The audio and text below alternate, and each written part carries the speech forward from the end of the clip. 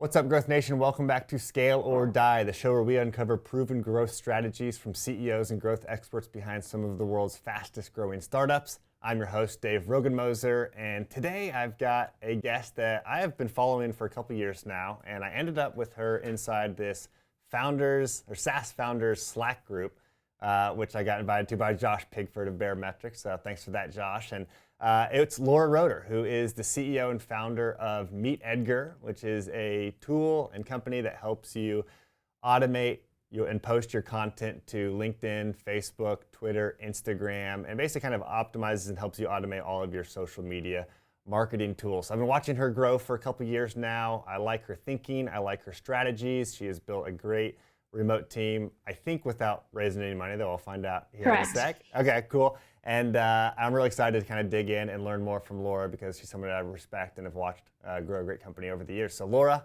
welcome to Scale or Die. Thank you. Excited to be here. So I gave my own little intro, but I want to hear from you as the founder. In your words, what is Meet Edgar? How long have you guys been around? And just kind of like, where's the company at today so we have some context? Yeah, so Meet Edgar launched in 2014. We're a social media marketing automation tool, as you mentioned, mostly for very small businesses, a lot of solopreneurs, freelancers. That type of business is our core customer. Now we're at about 5 million ARR, and we have a team of about 15 people. And yeah, we're bootstrapped, profitable, and proud. Very cool. I love it. And you guys are distributed all over the United States, you were telling me before, but you're in the UK, right? Yes, I live in the UK, and actually, you introduced me as founder and CEO, but I'm actually just founder now. We do have a president that runs the day-to-day of the business. So since I moved here, I've kind of taken a step back, and the rest of the team is in the US, and then we have one in Canada. So the way we work is a little different than remote teams who are worldwide. You can't live anywhere, you can't work anytime, you need to work during normal working hours because we do a lot of meetings. Every department does their Monday check-in and their Friday retro. We have a company-wide meeting every Monday. We like to work online together. We're just not physically in the same room. And so how did you come up with that? Was that because you had tried doing more asynchronous, fully distributed work and it didn't work for you? Or how did you come up with that? It is, yeah. So through the various companies that I've run, I've always been remote. And for me, that was just kind of a decision by default because I always traveled a lot and I didn't live in any one place for that long. So it wasn't a natural decision to say, yeah, I'm going to put down roots and have an office and a team here when I wasn't there. So it was just sort of remote by default is how I started. And as I worked with people farther away, a person in Hawaii, a person in the Philippines, I noticed all the pros and cons that you notice, especially with the person in the Philippines. It's like, I go to sleep and then I wake up in the morning and she has all this work done. And then I can't talk to her for my entire work day. And it's like, a lot of people have experienced this where you sort of always feel a day behind. And I noticed that my working style, I really like to talk through things with people. Like I'm not a person who likes to I'm not a programmer basically is really what I'm saying, right? I don't like to put my head down for 8 hours and not be bothered. I really like to work through things with other human beings. So I noticed that it fit my work style really well. And I also noticed that a lot of the things that people complained about with remote working are really solved just by having a smaller time zone spread. Like one of the biggest problems with remote working that you often don't hear about is that it is even more likely to be a 24/7 job. I think this is a huge problem for all types of jobs now that people are expected to be on their phones, checking in the evening and the weekend. And we were really clear that I did not want a culture like that at my company. But if some people are working when it's 9 p.m. your time, a lot of these companies, you're kind of expected to be like sort of on call all the time. And of course, you're going to need to have meetings early in the morning or late at night, right? If that's when your coworkers are on. So we just decided we want everyone to be able to work Monday through Friday and the normal work day. And that's actually what we do at our company. We don't have crunch time. We don't work on the weekend. No one is ever like texting each other off hours. I guess that's part of having like serving small businesses is kind of what we found at Proof is there's no any one person that's like, I have to have this feature at this time. It's like it's distributed across, I don't know, how many customers do you guys have? Like thousands, yeah. Yes, there's thousands of people, they're outside of big breakages or downtime, there's nothing that's going to be like, we have to do this by this Friday, all hands on deck. Exactly. And that's another way that is kind of core to how we run our company. I mean, we obviously set estimates for when we want things to happen, but we don't use the system of having a super hard and fast deadline because we don't have to. Like we might decide internally, okay, we're going to ship this on Monday. By the way, we figured out don't ship things on Friday because then they break over the weekend and no one's there to fix them. So we used to get our work done like all week, and then like Friday afternoon, we'd be like about to walk out the door. We'd be like, well, we just got to deploy all the work from the week. And it was like the dumbest. This is like with our first couple months of software, and then of course the like CTO, he like has to call his wife and like, I'm not coming home tonight, and then like his Saturday is gone, and now it's like like you cannot do anything big on Friday. Yes, we learned we learned the same lesson. So so we might decide like, okay, we're all gonna band together to get this live on Monday. But you know what? Like it turns out the thing doesn't work. There's a major problem with it. It goes live on Wednesday, and it doesn't matter. We haven't made any promises to any big customer. We don't need to stay up all night just for this arbitrary deadline that we created. Like obviously, there's a limit to this. You can't just let things go on forever, but I love getting rid of those arbitrary deadlines. It just makes work a lot more stressful than it needs to be. Yeah, totally. So I think there's kind of this little band of companies that I know some of the founders of and watch, and they're kind of the pro bootstrappers, and seems to be more like pro remote. Like we're going to be distributed teams, and those two kind of go together, and they're like passionate about that. I guess in your mind, it's a little bit you. Do you think those go together for any particular reason? And like, are you passionate about those, or is that just more of, that's just a byproduct of like how you guys want to run your company, and you're not necessarily big on those things, but they just happen to be what you guys do? No, I am passionate about both of those things. And I guess one common thread between them is just the freedom. A big reason why I'm passionate about bootstrapping is that you don't have anyone to answer to and how you run your company. If you want your company, for example, to go at a slower pace, right? Not grow as quickly as maybe an investor would require you to, you have that choice. And I think remote just gives the team just some possibilities that you don't have. Like we've had people on our team, maybe they want to go visit family. Well, they can go stay there for a month, right? And just work during the day wherever they're visiting and hang out with their family every evening. Like you can't do that if you have an in-person office. Also, people moving, I had no idea how often people would move cross country on our team. It happens all the time. Like I was not expecting it at all, often because their spouse got a job somewhere else. And the idea that we would have lost out on all these amazing people that had to move, I mean, it's just the reality, but I'm glad that we didn't have that. So yeah, I think freedom is a common thread between those two things. Underline, as a founder, typically the founders that want to build more freedom into their business. Yeah, those are two great options. No, I love that. I think that makes a lot of sense. I actually hadn't thought about that. What are some of the like principles that you guys have put into place in order to do remote work well? Like I was reading your employee handbook earlier, which is on your about page. If anybody is interested, it's really cool. And one of them was, hey, no private Slack chats. Again, outside of certain sensitive topics, it's like just put it in a channel for everyone to see. And I've thought about that with us. Like we get, we're all in Austin, Texas, but still we get a lot of things like lost inside private Slack messages, so we don't disturb everyone else. But I thought that was a cool example. But what have been some of the other things that have worked well to make this work? Yeah, so something else that we do is embrace meetings. It's funny because I think there's a lot of meeting backlash because so many people have worked in companies that had so many dumb waste of time meetings.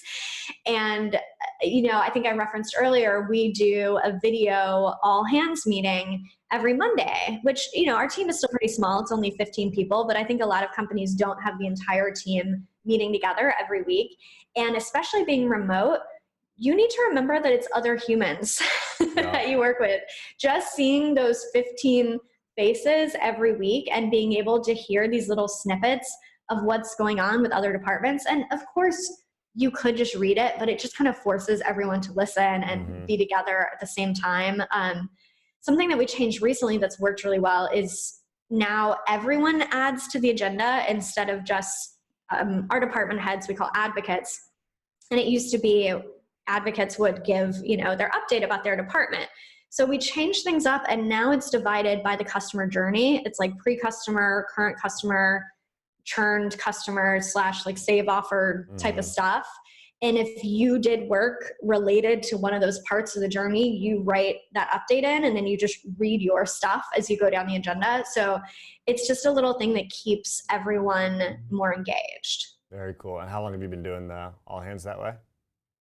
That way has been a few months now, I guess like 2019 basically. And it's worked really well. I mean, you see people on video, so you can tell when people are paying attention. And video is another thing that we do being remote. If you have a meeting, it has to be a video meeting. Like you can't have a call. If you're having any sort of back and forth, get on a video call, get off a text chat. Gotcha. And there's just a whole layer of communication when you can see, you say something and the person's like, well, people are going to be listening to this in audio. Just imagine me making a face like, I am not buying what you're saying at all. Like you kind of miss that nuance if you're audio only. Or I find people think I'm kind of a jerk on Slack when really I'm just like, I'm just thinking about something else. I fire something off and it's like, what did Dave mean by that? But like nobody ever thinks that when I'm talking to them in person. Like I give you so much more context that I find most communication breakdowns happen between me and other people when I'm just writing in text. And it just doesn't work nearly as well, at least for my style. No, I think that's really common. And I know that, like Basecamp has made a really big deal of, writing well is so important because they're big on asynchronous work and everyone needs to be like this amazing written communicator. But, most people just have a much easier time communicating, either face-to-face or video to video. I think we've all been in that situation where you're rewriting an email 3 times and you're like, oh, I'm afraid this is coming across as too pushy. I need to rephrase how I've worded that. You don't have those problems when you're talking to someone. Yeah, no, that's a good point. So why did you step back from CEO and put a president in? What did that look like, and what's your day-to-day look like now? Yeah, so there was a lot of combinations of business reasons and personal reasons why I made that change. So the person who's president of the company, Sarah Park, she has been with Edgar since we launched, even actually before we launched, because I hired her for the company that was running before Edgar. She started out as a project manager. She moved up to be the director of operations, and she's always been the person that I've worked really closely with the whole journey. So it was a really natural progression for her career to move into this role. Okay. And the personal reasons, a lot of it was my move here to the UK. Like I said, how we work together live. Basically, the US starts when it's like 2 or 3 p.m. my time, and my son gets off school at 3 p.m. So it's like the exact wrong time for me to work, like basically when my kid or kids, I have a baby too, so her situation's a little different now, but I don't want to be working when they're home from school. I want to be working when they're in school. So I just saw that working with the team in America, if I want to do that live type of work, really isn't a fit with my life right now. And I also just started, as I thought about making this change, I saw more and more how Sarah would be able to do so much better than me in a lot of ways. And that's really proven to be true. She's been in the role for a little less than, I guess, 6 months now as we're recording this. The growth has been amazing. Her results have been amazing. And she's a lot more detail oriented than I am. She's doing a much better job and a much more in-depth level of management. Is she more of like a natural operator than you? Is that kind of her personality? Definitely. We definitely have that like some people call it integrator, right? Where like I'm the visionary, which like you just have to say that in a sort of sarcastic way because it sounds so cheesy, I think. You have to wear a black turtleneck whenever you say Right. that and be Steve Jobs. Right. But yes, she is much better at making sure like, okay, are we doing what we said we were going to do? Like something that she started doing, which I think other people listening might want to model, is she does this thing that's just called intent versus action. And it's just like this simple way to track all the projects that we're doing. Sorry, intent versus outcome, not action. What did we intend to happen and what actually happened? And it sounds like so simple when I say it like that, but I know we weren't actually tracking what do we intend to happen here? Why are we doing this? Like put a number on it. We're not putting numbers on things. So now if we're doing like podcast interviews, right? I do these podcast interviews to promote the business. What is our intent? Why do we do? Are we expecting traffic? If so, how much traffic? Okay, let's compare that to how much traffic. What was the outcome? What did we actually get from it? Are we looking 1 month later, 3 months later? And we don't do this in any fancy way. It's just like a Google Doc, keeping track of it. And it's made such a huge difference, largely just forcing us to ask that question, what is the intent here? And is the goal to kind of close the gap between what you intend to happen and what actually happens? Because I'm thinking back about us now. It's like, yeah, we don't track that. There's a pretty big gap. It's like I intended for this to change the business. It didn't even work at all. Like that happens frequently. Yeah, I guess, is that the goal? Yeah, there's a few goals. So I mean, one big goal is to stop doing things that aren't working, because we found that was a real weakness that we had and, are still working on as a company. Like you put something in motion, you're doing it 2 years later and you're like, wait, has this ever been worth our time?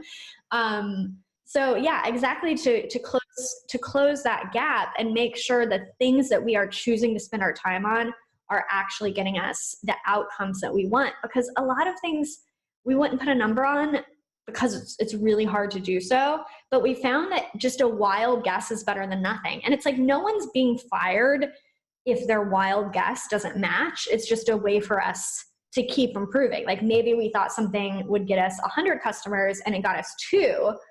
Whereas because we wrote that 100 down, we're like, ooh, 2 is way off from 100. Whereas before we might be like, well, it got us 2 customers. That's better. I guess that's better than nothing. Maybe we'll just keep doing it. Yes, for us, again, that's different for everyone. For us, that's been like affiliate promotions. And maybe there's a different goal for affiliate promotions than what we think, but we're always like, we want, 500 customers and 1,000 new trials. We always end up getting 8 or 5. Yeah. and again, maybe it's a longer tail, but like I think in my mind, that's where like the big gap has been for us. And we look back at the campaigns like, this has never worked the way we've thought it needs to work. Yeah. We either need to recalibrate our expectations or stop doing this particular channel for us. I mean, I found that stop doing it is like almost always the answer. And because also you make excuses, like if, with the affiliate thing, what you really want, let's say like what you really want is trials. But then you'll do it and you'll be like, well, I think more people are discovering us. Like they're not converting to trial, but like we're getting our name out there. And you make all these excuses, but you're like, no, what we really need is trials. So then let's quit this and let's do something else that will get us trials. The other thing that's easy to do is after something's happened to look back and diagnose it perfectly. Like you have perfect clarity on why that worked or why it didn't work, or, it's like, I still have no idea if I'm looking back a lot of times about why something worked or what didn't work. But we think hindsight's like totally 2020 when I think it's probably a lot worse than that. Well, yeah. And again, that's like the intent versus outcome. It makes it a lot more black and white, because it's like, it doesn't even matter always why it doesn't work. Like, of course, you want to look and see if there's lessons you can learn, but sometimes it's like, you know what, it's just not working. Like we can't figure out why. Let's stop doing it. Let's try something else. If we can't think of any other way to spend our time, like I guess we could go back, but I don't know any startup that's out of ideas. Yep. You know what I mean? Like no one is like, we can't figure out what content to create or like what to do with our product or what feature to build. Like we all have these super long list of what we want to do. The problem is honing down. So it's like, if it doesn't work, just try something else from your enormous list that you've been keeping and see how that works. Yeah, totally agree. Well, I want to talk about some of the growth of the product. Before I do that, I want to ask about shifting into being a parent while running a startup, because I have a kid 18 months old and I've got another one on the way. And this is what I've been talking about with other founders who have young kids. And it's just like, this is definitely a shift. Yeah. What's it been like Yeah. for you, and how do you think about that, and how do you handle that? So it's been an interesting part of my journey because I was pregnant when we launched Edgar. So I took a 3-month maternity leave when the business was like 6 months old.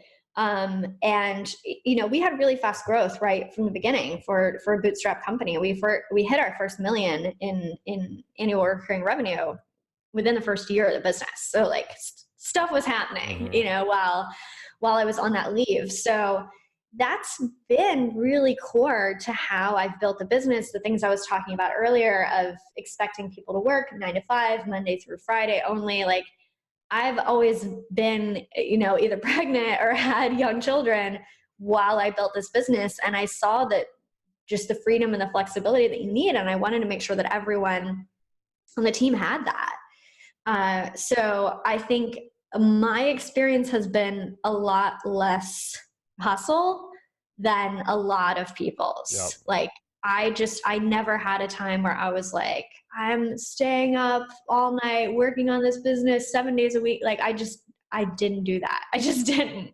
And any business takes time and effort, but you can distribute that time and effort. It's very strange to me when people are like, oh, well, the founder has to be working 100-hour weeks the first 5 years, right? I mean, you hear this stuff all the time. It's like, okay, well, maybe 100 hours of work needs to be done.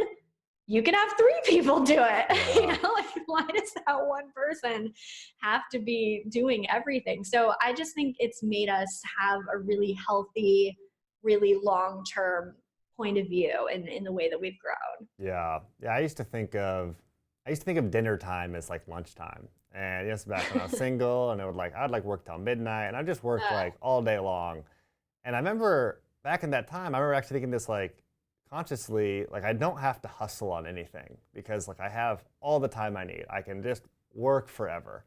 mm, And now, I generally leave about 5 o'clock, and yeah, because I got to get home because dinner starts, and then we've got an hour before bed, and it's like if I miss that window, like it's over. Like I'm not going to see my son today, right. and I mean I can just grind in the afternoon now and just like bang stuff out because I actually have to, and I know there's this hard time box deadline. So, I don't know if I'm as productive or more productive or less productive or whatever, but I definitely feel a different sense of urgency and like a different use of time than I used to have to because I can just work forever. I think it does generally make you more productive. And it also, this place where I'm at now where I'm not in the day-to-day of the business, like I I am relatively early there. The business is 5 years old. A lot of people don't get to this place so soon. Actually, my accountant told me, because I own 100% of the business, and we were, just talking about different tax things, and he's like, how I pay myself. He's like, well, it is. He's like, I do have to tell you, if you're not in the day to day of the business, but you own 100% of it, that's a red flag for the IRS, because that's a really unusual Mm. situation. And it made me feel sort of proud. Actually, I'm like, oh, okay, I've gotten to a place where a lot of business owners don't get.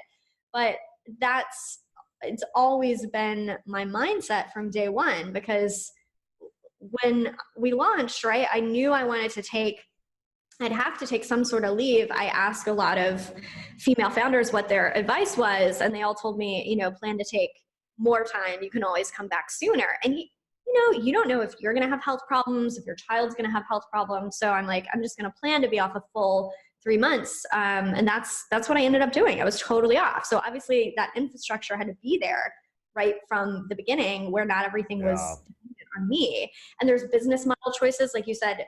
Having thousands of customers instead of 2 is generally a much less founder dependent model, because if you have 2 big enterprise customers, the founder usually is doing the sales and the personal relationship with them. They'll like call me, and I'm here for you, call me anytime, day Yeah. or night. Although again, that doesn't have to be the founder. Like maybe someone has to do that, but that doesn't mean it has to be the person who started the business. Very cool. Seems like you've got good integration between decisions you're making personally, but also with your business, and they work together well. And there's not, I mean, I'm sure there is some conflict there, but not a massive amount of conflict. You've kind of set yourself up to succeed there. Yeah, I think that's accurate because I think, the whole point of doing your own thing is to have the life that you want, right? I mean, whether or not you work for yourself, that's what we all want, to enjoy our lives. So Yep. why would I not set up my business in a way that allows me to enjoy my life? Yeah, very cool. Okay, cool. So I want to talk about kind of launching and growing Edgar. And by the way, do you call it Edgar or do you call it Meet Edgar? You can call it either. Because I know how it is. I mean, we're proof, but our domain is use proof, and so almost everybody calls us use proof, and I'm like, it's proof. But I'm doing this. No, I'm but doing the same thing to you.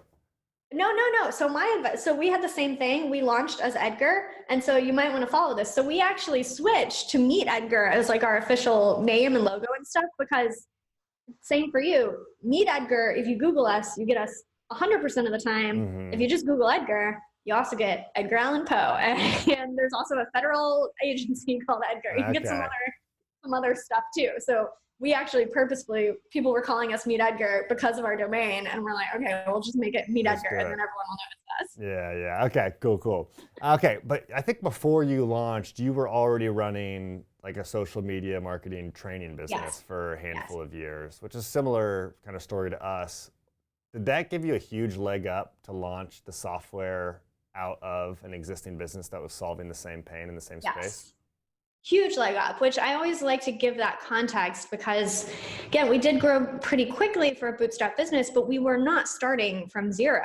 I'd been running a social media training business for 5 years already when we launched. So I had been growing my audience and my reputation and my backlinks, just like everything Hmm. in that space. So we did like we didn't have huge numbers from the first month. Like when you look at our first year, it is just like doubling every month. It's like the Hmm. first month we literally had like 15, and then we had 30, and then we had 50, and then 100, and then 200 and 400. So it's not like we launched with thousands of people, but it did allow us to grow very quickly in that first year. But then it was sort of exhausted too. I mean, it's not like that list went on forever. I mean, there are some things like that I do get to keep leveraging. Like I built a Twitter audience during that time that now I still have. I didn't build an Instagram audience during that time because Instagram wasn't around. So that's not something that I have.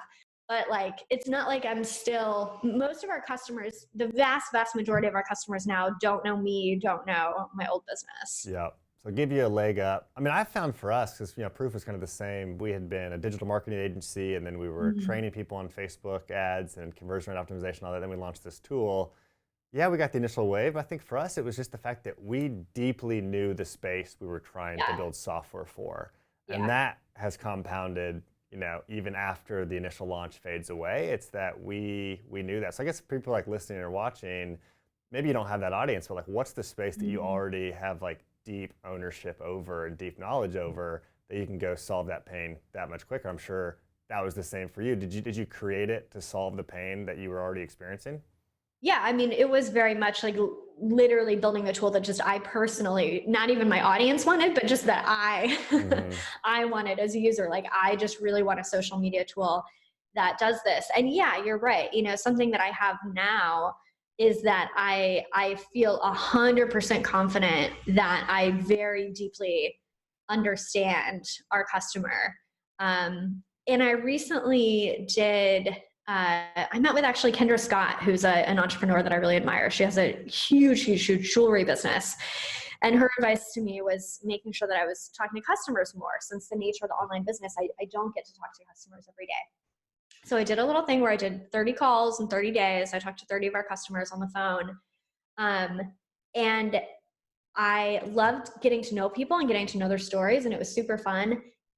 And I actually did not learn that many new things, Mm. but like in a good way. Like the things they didn't like about the software were the things I knew they didn't like about the software. Like the things they asked for were the things I knew that people were asking for. The way they were using it, like I knew how they were using it. So it was actually a good confirmation of like, okay, I haven't gotten out of touch. Like I do know this audience really well. That's really cool. That is good to hear that the whole social media world hadn't changed while you stepped back a little bit and it was Right. consistent. Because I'm still in it, like, I mean, I am still an Edgar customer, you know what I mean? Like, I still use our software. I'm still like among this online community all the time. Yep. Yep. So you launch, it starts to pick up. Like, what have been some of the big drivers of growth over the last 5 years? Have there been a few that stand out as this really worked well or this had a huge impact? You know what's really hard is there is so little concrete anything to point to. I don't know if that's like, I think that's both incredibly frustrating and incredibly encouraging. Most people come to us via word of mouth, but not through any way that we can track. Like, not through an affiliate link, not through a special link, not through like they wrote their friend's name. We just know anecdotally talking to people that they usually will say, well, my friend was using Edgar. And posted a link to it or told me to use it or whatever. And like, we have made so many changes to our marketing, the makeup of our team, the content that we create, the frequency of the content. Honestly, it's what we've done right and what has worked is just been super consistent with content marketing every day for years and years, and by every day, I don't mean necessarily blogging every day. We've blogged like once or twice a week, but doing the blog posts every week, sending out the email newsletter every week, obviously social media, doing the social media every day, promoting the business on podcasts and other things like that. Like, I wish I could tell you like, oh, we started using animated GIFs and then like everything took off, or, like we started a podcast and like after that one podcast, like everything changed. We have never had like one thing that has given us a big spike like that. It's just the collective doing the content marketing basics, doing the social media marketing basics. And like, I'm afraid that someone's going to listen and be like, well, that wasn't helpful at all. But actually 99% of companies are not consistent with the basics that I see. If you look at most companies, it's like, oh, we stopped blogging for 6 months. Like, we stopped doing social media for a year. Like, we haven't emailed our list in 3 months because we forgot to do it. Like, so I think if you're listening, you should be encouraged, like, oh, maybe this could be easier than I think. Yeah, like at first it sounds kind of not helpful, but actually it's like the most helpful because I don't have to wait for like entrepreneur to feature me or, it's like I don't have to wait for one of these big things. Sometimes you hear the stories where they're like, yeah, it all changed when when I got this advisor. And it's like, well, I can't get a hold of them. Or when I got this thing, right. It's like all I've got today is like the ability to do things I have right in front of me. And for you guys, I guess it's just been kind of success by 1,000 cuts and just showing up every day. It really has. And I think we all know things that we should be doing better, right? I mean, your website is such an obvious example. Like, ask any founder to pull up their own website. Like, no one is like, I love our website. Everyone's like, oh, we do a really bad job of describing ourselves here. And like, our pricing table is really confusing. And like, everyone can point to things on their own website that they don't like. Change those things. Yeah. Like, every day, every week, split test a page, improve a page. If you know you should be emailing more, like, send the emails. You don't have to think of anything novel and amazing. You have a list of things you know you should be doing. The most effective thing you can do is figure out how to get yourself, your team into gear to actually do those things every single week.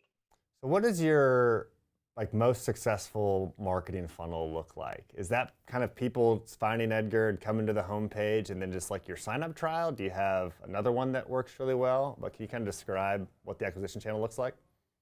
So, God, it's so boring. I'm like literally sitting here trying to think how to make it sound more interesting. No. Please describe it more. I like boring. I like simple. I like boring. So if it's boring, just describe that and like why you think that works for you guys. So we are big on email collection. So our homepage has always done email collection in some way, shape, or form. So it used to be that we did request an invitation, and we did that type of flow that worked really, really well for email collection. The downside to that is that it is a bit of a barrier to people being able to purchase easily, because we would only give them purchase links in the email. You couldn't just like go on our website and buy, since you had to receive your invitation first, and it would annoy people. So we stopped doing that, but not because it wasn't super effective, and we could go back to that at some point. So what we have on our homepage today, this is on my list that like something we could do a lot better is we've sort of taken some cues from e-commerce, because whenever you go to an e-commerce site, it's always a coupon code, right? They always have a pop-up with coupon code. So we're like, okay, let's do that for us. So if you go to our homepage now, you get a coupon code for your first month free. That's the offer on the homepage, which could be highlighted much more and explained much better. So that's something we're improving. And you get emails with the coupon code. I think the CTA was into your email, or no, it was sign up for our newsletter and get 30 days free. Is that kind of the way you're framing it? Yes, which I think that's no good. It should just be like, get your coupon code in all caps. I think that would work much better. But yes, that's what we have. That's what we have right now. And yeah, we just send you, like, we do an email newsletter every week where we link to our blog posts and other stuff that we're doing. And then we just keep reminding you about the coupon code. We also do other like one-off offers with deadlines. So we're not trial focused. Like sometimes we'll run different promotions for free trial, but free trial, we've always had a lot of trouble with. We're a very, very high setup tool. And I think that's a little bit in conflict with a free trial, because I think you're in poke around mindset when you do a free trial. You can't really poke around with Edgar. You have to be like, I have decided to have Edgar send out all my content and I have to load my content into Edgar. So I think that's my theory as to why free trials haven't performed super well for us, although they're not a total dud. It's something that's in our mix. And of course, on the business side, it's always great to get a credit card. Everybody loves a credit card. So yeah, I think doing that coupon code for first 30 days free, or sometimes we play around with different offers on like paid advertising. That's like our main flow. And the way people find us is content marketing. I mean, we do some paid advertising on Facebook or on AdWords, but that is really a tiny thing. Like last month, our budget was like $6,000 for paid acquisition. So it's not huge. You serve kind of a volatile market in that small businesses, solopreneurs can kind of come and go. They can just put the business on pause for the summer because they're taking the summer off with their family.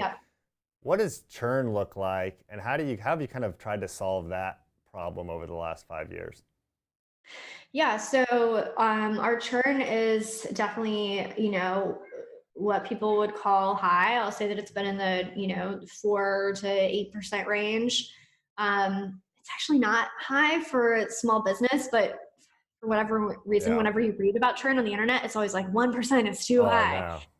I read those things and I'm like, what? And then it's like, they're serving like enterprise or something. Also, there's a lot of ways people get creative with churn math. I mean, free trial is one of the biggest ones, right? Free trials don't count as churn. It's quite the loophole. So if most of your people are coming in through free trial, your churn is going to look a lot better, right? Because those people aren't going to sign up and cancel. They're just never going to sign up in the first place. Where for us, they're becoming a customer. I was reading an investor report. I think maybe it was for Zendesk or somebody, and they'd actually taken all of their like lowest 2 plans out of their churn as well. They kind of said this is an acquisition channel, which again, as long as you tell the story, it's fine. But it's like they had just removed the high churn tiers and said, oh no, that's part of the trial on ramp. Right. Like, wow. Right. Or I read one that said anyone who churns after 3 months.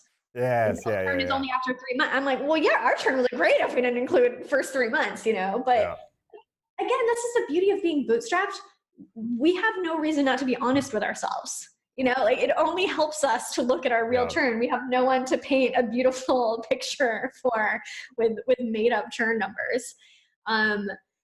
Things that have worked well for us for churn, onboarding is huge. Like playing around with different ways to do onboarding within the app has actually made a noticeable difference in our churn. We have moved more and more towards making decisions for people. So this was something that we hadn't figured out when we launched. It's like, I think a lot of tools have this conflict of, do you give people like the one template and tell them to turn it on? Or do you give people these much more complex options that allow them to do a lot more with the tool? And it's always hard because you have different types of customers that want one or the other. And we have definitely found that the more we just like make decisions and do things for people or don't give them decisions, it makes their lives so much easier and it makes them so much more likely to actually use the software. Because as I mentioned, we're high setup. If you set us up, you stick with us, right? If you see the value, you stick with us.